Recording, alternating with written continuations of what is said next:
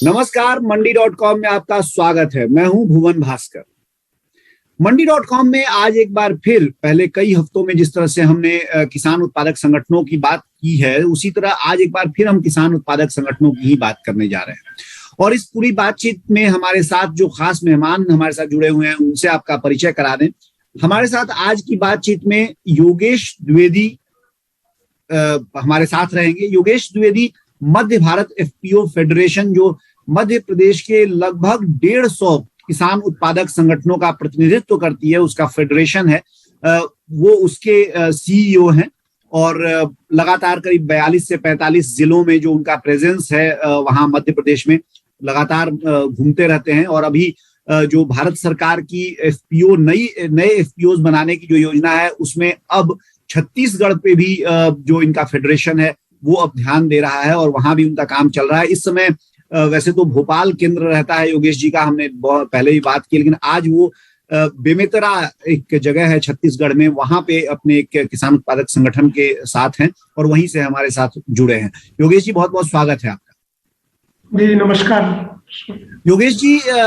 लगातार हमने देखा है कि जो किसान उत्पादक संगठनों के नए किसान उत्पादक संगठनों के इनकॉर्पोरेशन का, उनको बनाने का जो एक अभियान है, जो योजना सरकार की है, वो गति पकड़ रही है। और आपके साथ जो प्रगति कृषक उत्पादक संगठन दिख रहा है, जहां से अभी आप हैं, वो भी अभी नया ही बना है, जो भारत सरकार की योजना है। तो इस योजना में किस तरह से अभी काम चल रहा है और क्या आपका अनुभव है, क्या किस तरह से आप लोग इसको नए एफपीओ को बना रहे हैं?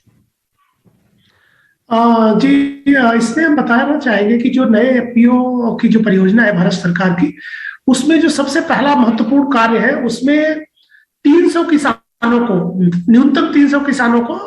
जो मैदानी क्षेत्र है उसमें 300 किसानों को जोड़ने की जो है पहली प्राथमिकता है। क्योंकि अभी इस बार सरकार ने ये रखा हुआ कि अगर 300 किसान जुड़ते हैं तभी उसको एफपीओ का दर्जा दिया जाएगा। पहाड़ी क्षेत्रों में वो संख्या जो है 150 है। तो अभी जो पहला कार्य है सभी जगह पे, वो हम लोग ये करें कि जो 300 किसानों को इससे जोड़ा जाए। तो किसानों के एफपीओ के उद्देश्य के बारे में, एफपीओ का महत्व के बारे में वो गांव में बैठक करके वो एक पहला काम जो किया रहा था। और दूसरा काम ये है कि जो 300 किसान है, इनका जो इक्विटी, एक जो इनका कलेक्शन है, मतलब इनका जो शेयर मनी, किसानों की जो सहयोग राशि है, क्योंकि भारत सरकार की जो योजना है उसमें यह है कि एक किसान से 2000 रुपए तक अगर एफपीओ कलेक्ट करता है तो भारत सरकार भी 2000 रुपए एफपीओ को अनुदान के रूप में देगी। तो हम लोग भी अभी यही प्रयास कर रहे हैं कि किसान अपना पैसा, क्योंकि देखिए एफपीओ तो व्यवसाय करने के लिए बना हुआ है, उसके पास अगर व्यवसाय की पूंजी नहीं होगी तो व्यवसाय कैसे कर पाएगा। तो अभी जो पहली प्राथमिकता है कि 300 लोगों को जोड़ना और उसमें से कम 3 लाख रुपए कम से कम इकट्ठा करना। और वो अगर वो एक जो 300 लोग 1000 रुपए अगर अभी जमा करते हैं तो उतना ही पैसा भारत सरकार उनके खाते में डालेगी और एक एफपीओ को 15 लाख रुपए तक मिल सकते हैं आगामी 1-2 साल के अंदर। तो अभी 1 तारीख को प्रधानमंत्री जी भी कई सारे एफपीओ के खाते में, ये जो इक्विटी मैचिंग ग्रांट का जो मैं बात कर रहा हूँ, ये कई सारे खातों में ट्रांसफर करने वाले हैं और जिससे काफी एफपीओ को फायदा होगा। चलिए, अच्छी बात है। यानी 1 जनवरी जो नया कैलेंडर वर्ष शुरू हो रहा है, वो एफपीओज के लिए कुछ अच्छी खबर लेकर आएगा और कई सारे एफपीओज के खाते में फंड्स आ जाएंगे, सीधे प्रधानमंत्री की ओर से भेजे गए फंड। लेकिन योगेश जी, ये जो फंडिंग की बात आपने कही है, पहले भी जो व्यवस्था थी उसमें जो मैचिंग इक्विटी दिया जाता था, जो एसएफएसी है, नाबार्ड है, उनकी ओर से, और जो खासतौर से कामकाजी खर्च है, जो ऑपरेटिंग कॉस्ट एफपीओज के होते हैं, ऑफिस के खर्च, जो पदाधिकारियों के खर्च, उसमें वो काम आता था। तो अभी जो ये आप बता रहे हैं नए जो दिशा निर्देश आए हैं, उसमें जो इक्विटी मैचिंग का नया जो नियम है, वो पहले से किस तरह से भिन्न है, अलग है? देखिए, इसमें जो भारत सरकार की योजना है, इनफैक्ट इसमें कुछ कंपोनेंट पहले से भी थे। इक्विटी मैचिंग ग्रांट का पहले भी था, पहले वो 10 लाख था, अब उसको करके 15 लाख कर दिया गया है। पहले जो एक किसान के लिए अधिकतम सीमा थी 1000 रुपए थी। एक किसान को जो मैचिंग ग्रांट में 1000 रुपए से ज्यादा नहीं मिलेगा एक किसान को। अभी उस सीमा को 2000 रुपए कर दिया, मतलब 750 किसान अगर 2-2000 रुपए जमा करते हैं तो 15 लाख रुपए होते हैं। 15 लाख भारत सरकार देती है। एक तो ये जो सीमा बढ़ाई गई है। दूसरा जो काम किया गया है, महत्वपूर्ण कार्य किया गया है कि जो एफपीओ को 3 साल के लिए जो प्रशासनिक व्यय है, जिसमें उनके प्रबंधक और उनके लेखाकार की सैलरी है और जिसमें उसके ऑफिस का खर्चा है, तो लगभग वो 50,000 रुपए महीने का है। जो भारत सरकार 3 साल तक के लिए वो दे रही है। तो पहले ये व्यवस्था थी, पर वो व्यवस्था अलग अलग संस्थाओं की, नाबार्ड की कुछ अलग थी, SFAC की अलग थी, और उसमें एक रूपता नहीं थी, और वो जो सहयोग था वो पर्याप्त नहीं था। अभी सरकार ने जो किया है, अभी जो 3 साल का पर्याप्त बजट दिया गया है, जिसमें कि लगभग 6 लाख रुपए महीने साल का दिया गया, टोटल 18 लाख रुपए 3 साल में FPO को प्रशासनिक व्यय के लिए मिले। और तीसरा इसका जो कंपोनेंट है, जो कि पहले था लेकिन वो छोटा था, जिसमें कि FPO को व्यवसाय जब करेगा तो उसको जो ऋण की जरूरत पड़ेगी, तो भारत सरकार पहले 1 करोड़ तक की गारंटी लेती थी, अभी वो 2 करोड़ की सीमा कर दी गई है कि जो व्यवसाय करने के लिए अगर FPO को ऋण चाहिए तो वो ऋण की जो गारंटी है वो भारत सरकार वो लेगी। तो ये कोलैटरल फ्री लोन जिसको बोलते हैं हम लोग, कि जिसमें कि कोई गारंटी नहीं देनी है, और सरकार को इसमें करके, और इसके लिए सरकार जो है पब्लिक सेक्टर बैंक को अभी कर रही है, क्योंकि वो ज्यादा आगे नहीं आ रहे थे। पर जिस तरह से सरकार का अभी योजना है और दबाव है, तो हमें आशा है कि काफी सारे बैंक जो है वो आगे आएंगे। जी, FPOs के लिए फाइनेंसिंग और फंडिंग एक बड़ी समस्या रही है काफी वर्षों से। आपने कुछ बातें बताई हैं जो कि बदलाव किए गए हैं नए नियमों में, क्योंकि लगातार आप काम कर रहे हैं FPOs के साथ, और ये जो नियमों में बदलाव हुए हैं उनको हुए कुछ समय हो भी गया है, तो वास्तव में जमीन पर ये नियम कानून कैसे उतर रहे हैं, इस बारे में आपका अनुभव हम जानेंगे, आपसे पूछेंगे। लेकिन फिलहाल वक्त हो गया है छोटे से ब्रेक का। ब्रेक से लौटेंगे और मंडी.com में हमारी ये चर्चा जारी है। एक बार फिर स्वागत है आपका मंडी.com में। हम आज मंडी.com में बात कर रहे हैं किसान उत्पादक संगठनों की, और समझने की कोशिश कर रहे हैं कि जो 10,000 नए FPOs के गठन की योजना सरकार की है वो किस तरह चल रही है, और जो पहले के नियम और दिशा निर्देश इस संदर्भ में थे उसमें जो बदलाव किए गए हैं उनका वास्तव में जमीन पर कितना असर देखने को मिल रहा है। हमारे साथ मध्य भारत FPO फेडरेशन के CEO योगेश द्विवेदी बने हुए हैं, जो छत्तीसगढ़ के बेमेतरा से हमारे साथ इस समय जुड़े हुए हैं। योगेश जी, हम बात करते हैं फंडिंग की, और आपने बताया कि फंडिंग और फाइनेंसिंग में किस तरह से सीमा बढ़ाई गई है, किस तरह से उसकी जो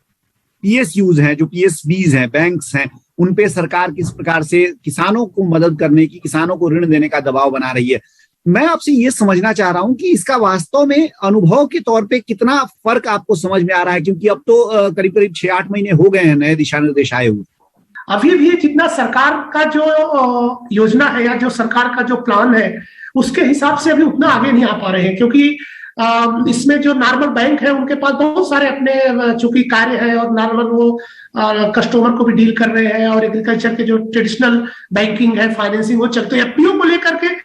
अभी भी उतना ज्यादा प्रायोरिटी नहीं है। एक ये महत्व चिंता का थोड़ा विषय है, पर और इस पे शायद चर्चा भी हुई है, और सरकार से अभी जो मांग की जा रही है हम लोगों का भी है कि एक एग्रीकल्चर के लिए बैंक होना चाहिए, जो नाबार्ड जैसा संस्थान है, बट वो कई सारे सरकारी फाइनेंसिंग करता है, बट कृषि के लिए बैंक अभी क्या है, ब्रांचेस में एक शाखा होती है, जब जाएंगे SBI या कोई भी बैंक की एक शाखा को एग्रीकल्चर ब्रांच बोल देते हैं, लेकिन वहां पे नॉर्मल कस्टमर के लिए भी होती है, तो वहां किसान के लिए क्या है, वो काफी भीड़ होता है, और FPOs के लिए ऐसा कोई फोकस नहीं है। तो आल्दो सरकार ने प्रायोरिटी सेक्टर लैंडर, जो प्रायोरिटी सेक्टर लैंडिंग का जो था उसमें FPO लैंडिंग को भी रखा था, इसके बावजूद भी जितना सरकार की अपेक्षा थी उतना FPO को फाइनेंस नहीं मिल रहा, और हम लोग उसको फेस कर रहे थे। इसीलिए FPO मजबूर होकर NBFCs के पास जा रहे हैं। NBFCs के जो लोन है वो महंगे हैं, और जो FPO कार्य कर रहा है उसमें उतना मार्जिन नहीं है, तो ये एक चैलेंज है। तो FPO ज्यादातर बिजनेस करती है, लेकिन उसका ज्यादा जो मुनाफा है वो ब्याज में चला जाता है। तो ये बात हम लोग सरकार के सामने रखे हैं, और ये बात को सरकार भी महसूस कर रही है। जी, अच्छा योगेश, भारत सरकार ने एक जो नया बदलाव किया है उसमें बहुत ही महत्वपूर्ण बदलाव ये भी है कि जो ऑलरेडी जो कृषि या रूरल डेवलपमेंट, ग्रामीण विकास की योजनाएं चल रही हैं, वहां भी अब FPO को जोड़ा गया है। इसके बारे में थोड़ा सा बताइए, और किस तरह से ये असर करेगा FPOs को अपना बिजनेस खड़ा करने में, इसको भी थोड़ा सा समझाइए हम लोग। ये सरकार का बहुत महत्वपूर्ण कदम है, और जो भी दर्शक देख रहे हैं कि उनको मैं बताना चाहूंगा कि भारत सरकार ने अभी जो ये कदम उठाया है कि जो भी सरकारी परियोजनाएं बड़ी चल रही थी, जैसे रूरल ग्रामीण जो अपना रूरल डेवलप पंचायत विभाग की जो है वो योजना जो NRLM की थी, राष्ट्रीय आजीविका मिशन जो था, उसमें भी FPO को काम दे दिया गया है। ट्राइफेड को FPO का काम दे दिया, नाफेड को FPO का काम दे दिया गया है। साथ में जैसे परंपरागत कृषि विकास को आपको देखा होगा जो लेस केमिकल को लेकर के, और ये था कि अगर हम जो हमारा सस्टेनेबल एग्रीकल्चर में हम कैसे रासायनिक खादों से निर्भरता अपने किसानों को कम करे, उसके लेकर के भारत सरकार की परियोजनाएं चल रही थी, इसको कि परंपरागत कृषि विकास योजना बोलते हैं। और जिसको लेकर के मैं कल जो है कबीरधाम में गया हुआ था, हमारे जो आदिवासी किसान भाई है वो एक एफपीओ बनाया उन्होंने, और वो जैविक चावल को लेकर के उन्होंने जो है बहुत सुगंधित वहां के जैविक जो चावल है, बिल्कुल वहां पे रासायनिक जंगल के क्षेत्र है। तो ऐसे जो हमारा जो एक यूनिक एरियाज है जहां का उनका कि बिल्कुल ऐसा मटेरियल है जिसका कि एक नेचुरल ऑर्गेनिक है, तो ये सरकार ने ये छोड़ा है कि जब वहां पे ऑलरेडी परियोजना चल रही थी एफपीओ को मिल करके, और जो बाजार की समस्या है, क्योंकि किसान उत्पादन तो कर लेता है लेकिन जब वो बाजार में ले जाने में वो कहीं ना कहीं फेल हो जाता है, तो एफपीओ जो अगर उस बीच में अगर आता है वहां पे, तो वो एक बहुत महत्वपूर्ण भूमिका निभा सकता है। और वो जो हमारी मंशा है कि हम लोग किस तरह किसान जो खेती में से किसान की आमदनी बढ़ाएं और लागत को कम करें, तो ये जो दोनों उद्देश्य है, ये अगर कन्वर्जेंस जो सरकारी योजनाओं से करके और सरकार इस दिशा में काम कर रही, और ये बहुत ही सराहनीय कदम है सरकार का, और हमें लगता है कि इससे किसानों को काफी फायदा होगा। योगेश, एक और बदलाव जो किया गया है, जो नए दिशा निर्देश हैं और जो जिस पर काफी जोर दिया गया है, वो है जो आपका मैनेजमेंट है, यानी जो एफपीओ का मैनेजमेंट है उसमें प्रोफेशनलिज्म लाने का। और हमने ये लगातार कई एफपीओज की कहानियों में जब हमने मंडी.com के लिए उनकी स्टोरीज की हैं तो ये देखा है, और आपका तो अनुभव होगा ही होगा ये, कि एक तरह से एफपीओ की पूरी सफलता और असफलता इसी बात पर निर्भर करती है कि उसको चलाने वाले जो उसको पदाधिकारी हैं वो कितने समझदार हैं, कितने सक्रिय हैं, कितने उत्साही हैं। इसमें जो नए बदलाव किए गए हैं, जो नए नियम या दिशा निर्देश बदले गए हैं, उनका किस तरह से असर देखने को मिल सकता है, और अभी तक का क्या अनुभव आपका दिख रहा है? सरकार से अभी हमने रखा था, पिछले कुछ सप्ताह पहले हम लोगों ने मैनेज के साथ बात करके इस तरह के हम कोर्स चलाने की जरूरत है। जो हमारे गांव के किसानों के बच्चे हैं उनको हम किस तरह से प्रोफेशनली जो है कोर्स के माध्यम से उनको तैयार करें, ताकि वो गांव स्तर पे रह करके और वो जो है किसानों के साथ और संस्थाओं के साथ लंबे समय तक काम करें। क्योंकि जो एफपीओ का स्थायित्व है वो वहां के आधार पे, अगर वो व्यक्ति वहां रुकेंगे नहीं, आएंगे और चले जाएंगे, तो एफपीओ का जो है वो संगठन मजबूत नहीं हो पाएगा। तो सरकार से हम लोगों ने कई बार ये गुजारिश की है कि अपने जितने भी कृषि विश्वविद्यालय हैं या जो आईटीआई हम लोग बोलते हैं, आईटीआई के पैटर्न में जहाँ की लर्निंग बाय डूइंग के जो कॉन्सेप्ट है कि आप करके सीखें, और व्यवसाय के इस तरह के यूनिट है जहाँ पे, तो वो थोड़ा सा यहाँ पे काम करने की जरूरत है। क्योंकि जितनी अभी देखिए 10,000 एफपीओ भारत सरकार ने बोला है अभी जो बनाने का योजना है, इसके अलावा भी कई सारे परियोजनाओं में भी एफपीओ का कॉन्सेप्ट आ गया है। तो इतने सारे लोगों की अभी हमारे पास जो है उपलब्धता नहीं है जो कि एग्रीकल्चर बिजनेस के लोग हो। तो ये एफपीओ के लिए ये मैनेजर की जो है ये वास्तव में एक समस्या है, और हमें लगता है कि सरकार इस पे ध्यान देगी। हम लोग भी कर रहे हैं, जैसे मध्य भारत में हम भी मैनेज के साथ एक पार्टनरशिप करके हम कई प्रस्ताव उनको देने वाले हैं कि हम लोग कैसे अपने किसानों के जो पढ़े लिखे लड़के हैं, कृषि स्नातक है, उनको हम कृषि व्यवसाय का इस तरह के कोर्सेज के माध्यम से और उनको हम अपने काम में लगा करके किस तरह से तैयार करें ताकि एफपीओ में वो अच्छे मैनेजर साबित हो सके। जी, बहुत ही बढ़िया आइडिया ये है, क्योंकि बाहर से आप जब किसी को लेके आते हैं और जब उसके दिमाग में ये होता है कि उसको फिर यहाँ से तुरंत वापस जाना है, तो उस काम में उस तरह की दक्षता या निष्ठा नहीं आ पाती है। अगर वहीं के बच्चे इसको स्किल्ड किए जाएं इसके लिए, तो निश्चित तौर पे इसका फायदा देखने को मिलेगा। लेंगे एक छोटा सा ब्रेक से लौटने के बाद एफपीओज और बाजार की चर्चा हम जरा करेंगे योगेश जी के साथ, जिसके बारे में उन्होंने अभी संकेत भी किया था और कहा भी था कि बाजार एक उनके लिए समस्या रही है। तो इसमें क्या बदलाव हो रहे हैं ये जानेंगे। बने रहिए हमारे साथ, देखते रहिए मंडी डॉट कॉम।